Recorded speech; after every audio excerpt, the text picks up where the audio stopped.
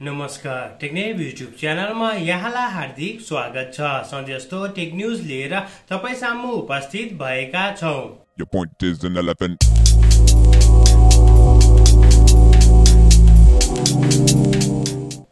र साथीहरु सबैभन्दा पहिला त हामीले यो कुरा गरौँ न मोटोरोलाले एकदमै राम्रो चाहिँ मोबाइल चाहिँ लन्च गरेको छ। प्राइस अनुसार चाहिँ मलाई ठिकै लाग्यो। जुन चाहिँ चार्जिङ पोइन्ट जुन छ त्यो 10 वाटको रहेको छ, त्यो पनि कस्तो कस्तो लाग्यो। तर 5000 mAh को ब्याट्री रहेको छ।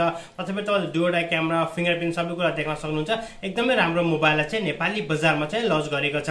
यसको बारेमा इन डिटेल भिडियो हामीले बनाएका छौं। त्यो भिडियो पनि अवश्य हेर्नु होला। जुन चाहिँ रहेको छ मोटोलाको जन मोटो E7 पावरलाई चाहिँ नेपाली बजारमा चाहिँ लन्च गरिसकेको छ। भन्दा एउटा मात्र भेरिएन्टमा चाहिँ अवेलेबल छ। 2GB र 32GB को स्टोरेज रहेको छ, जसको नेपाली मूल्य 13000 रुपैयाँ रहेको छ। तपाईले सजिलो तरिकाले अफलाइन तथा अनलाइन मार्केटमा चाहिँ यसलाई परचेज गर्न सक्नुहुनेछ। यसको साथसाथ चाहिँ यो मोबाइल तपाईले चाहिँ IP52 देख्न सक्नुहुन्छ। भन्नुको मतलब चाहिँ डस्ट र वाटर चाहिँ प्रुफ रहेको छ। चाहिँ हल्का फुल्का त्यो धुलोहरु चाहिँ यसले क्याच गर्दैन र पानीहरु पनि यसमा त्यतिमिति चाहिँ पानीहरु चाहिँ भित्र छिर्दैन। सो यो चाहिँ यिनको फिचरहरु पनि रहेको छ। एकदमै राम्रो चाहिँ मलाई लाग्यो। तपाईलाई चाहिँ के कस्तो लाग्छ हाम्रो कमेन्ट सेक्सनमा चाहिँ कमेन्ट गर्नु होला। डेफिनेटली 10000 रुपैयाँमा आएको चाहिँ एकदमै राम्रो हुने थियो।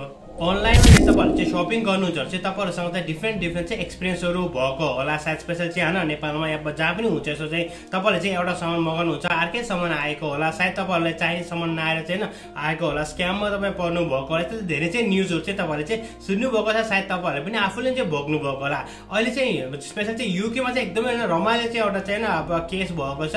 जुन चाहिँ उले चाहिँ फ्रुट बास्केट स्पेशल चाहिँ एप्पल मगाएको थियो स्टोरबाट, र जब उले रिसिभ गर्यो त्यो भित्र चाहिँ उले चाहिँ आइफोन को चाहिँ एसी भर्जनमा जुन आइफोन रहेको छ, आइफोन एसी, त्यसलाई चाहिँ उले चाहिँ प्राप्त गरेको छ भने चाहिँ उले चाहिँ फोटोहरु पनि पोस्ट गरिसकेको छ। भनेपछि यस्तो खालको डेलिभरी पनि हुन सक्छ। सो बाइ लक या लकी जे भने पनि हैन उले चाहिँ मगाएको स्याउ उले चाहिँ पायो हैन, एप्पलकै फोनै पायो। सो त्यस्तो पनि चाहिँ अनलाइन शपिङहरु चाहिँ भइरहेको चाहिँ केसहरु चाहिँ अहिले चाहिँ आएको छ। यदि हामीले लिक्सर रुमरहरुको कुराहरुलाई मध्यनजर राख्ने हो भने, स्पेशली चाहिँ यदि हामीले एउटा कुरा गर्ने हो भने चाहिँ अहिलेका मोबाइल भनेको 6 इन्च भन्दा माथिको रहेको छ न। 6.1, 6.4, 6.5 त्यस्तो खालको ठुल्ठुलो मोबाइलहरु आएको छ भने एउटा चाहिँ चाइनिज कम्पनीले चाहिँ एउटा फ्ल्यागशिप लेभलको मोबाइल चाहिँ अहिले चाहिँ लन्च गर्ने चाहिँ तयारी गरेको छ, जसमा हामीले चाहिँ स्न्यापड्रागनको 888 को प्रोसेसर देख्न सक्नेछौँ। 120 हर्ट्जको यसको रिफ्रेश रेट रहेको छ। र्याम, रोम र क्यामेरा सेक्टर पनि एकदमै राम्रो हुन्छ। जुन चाहिँ यो मोबाइल एउटा फ्ल्यागशिप लेभलको मोबाइल हो। र चाहिँ यो मोबाइल चाहिँ हामीले स्क्रिन साइजकै कुरा गरेर 5.5 या 5 and 6 इन्चको चाहिँ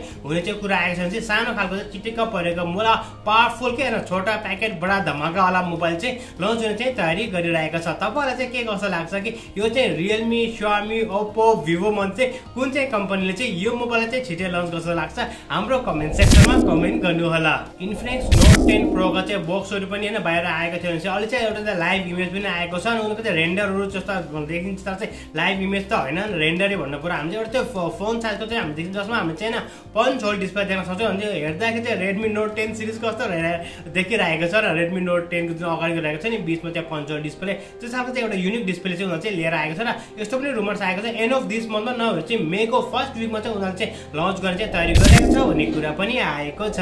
तपाईहरुसँग चाहिँ OnePlus Nord N100 को चाहिँ मोबाइलहरु छ भने चाहिँ तपाईले अलि सजिलो तरिकाले आफ्नो सिस्टममा चाहिँ अपग्रेड गर्न सक्नुहुन्छ। उनीहरुले चाहिँ अपग्रेडहरु चाहिँ अलरेडी नै पुश गरिसकेका छन्। तपाईले चाहिँ नोटिफिकेसन पाउनुभयो, द्याट्स ग्रेट। यदि तपाईले चाहिँ नोटिफिकेसन पाउनु भएको छैन भनेपछि अबाउटमा गएर न जो फोन अबाउटमा गएर तपाईले चेक गर्नु, तपाईहरुसँग चाहिँ अपडेट चाहिँ रहेको छ। गुगल प्ले कन्सोलमा चाहिँ हामीले चाहिँ Vivo को एउटा मोबाइल देखेका छौं, जुन चाहिँ Vivo V21 SE एडिसनको चाहिँ मोबाइल रहेको छ, जसमा हामीले चाहिँ स्न्यापड्रागन को 720G को चाहिँ प्रोसेसरलाई देखेका छौं। चाहिँ Vivoले पनि आफ्नो 720G प्रोसेसर वाला मोबाइललाई चाहिँ छिटै नै लन्च गर्ने चाहिँ तयारी गरिरहेको छ। यदि हामीले एउटा रिपोर्टलाई चाहिँ मध्यनजर राख्ने हो भने स्पेशली चाइनामा चाहिँ Xiaomiले आफ्नो 4 लेभल मोबाइललाई सेल गरेको थियो र सेल गरेको 1 मिलियनमा 30,000 युनिट चाहिँ उले चाहिँ अलरेडी नै सेल गरिसकेको छ। यस्तो खालको चाहिँ एउटा चाहिँ रिपोर्ट आएको छ। तपाईलाई चाहिँ के कस्तो लाग्छ हाम्रो कमेन्ट सेक्सनमा चाहिँ कमेन्ट गर्नु। जुन चाहिँ सेल्सहरु हुन्छ यो कुराहरु हुन्छ नि, अब चाहिँ 1 मिलियनमा सक्यो, 2 मिलियनमा स्टक आउट भयो, यो कुरा तपाईलाई कस्तो लाग्छ न? चाहिँ साच्चै त्यति धेरै चाहिँ युनिट उनीहरुले बेच्छ या तपाईहरुलाई चाहिँ लाग्छ एउटा हाइप क्रिएट गर्नलाई पनि उनीहरुले चाहिँ यस्तो कुराहरु गर्छन्? तपाईलाई चाहिँ के कस्तो लाग्छ कमेन्ट सेक्सनमा चाहिँ चाहिँ कमेन्ट गर्न चाहिँ नभुल्नु होला। ओप्पोले आफ्नो सबैभन्दा सस्तो भेरिएन्ट्सको 5G मोबाइललाई चाहिँ इन्डियन बजारमा चाहिँ लन्च गर्ने तयारी गरिरहेको छ।